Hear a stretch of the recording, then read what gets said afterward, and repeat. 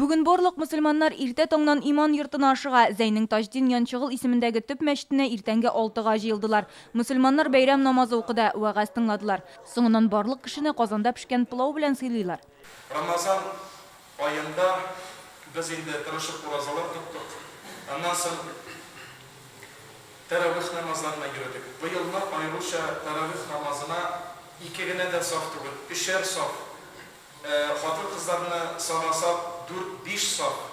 Артта пәрдә артында хатын кызларга намаз укыды, элхамдулилlah шөкер.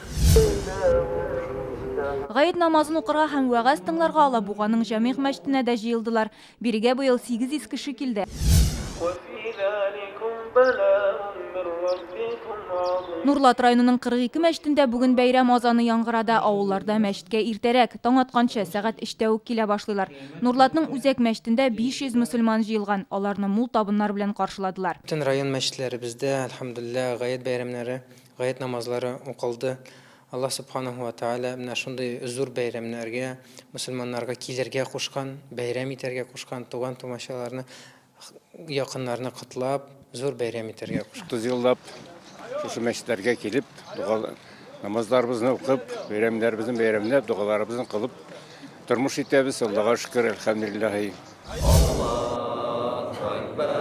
Мамадышның 54 мәчетендә шулай ук бәйрәм вәгазьләре укылды. Гыйбадәт кылуның төп мәйданы итеп районның үзәк мәчетен сайлаганнар. Мөселманнар Худайдан кылган уразаларның кабул булуын һәм иман ныклыгын сорады. Динә Исамдинова, Инзилә Хөсәенова, Яңа Гасыр каналы.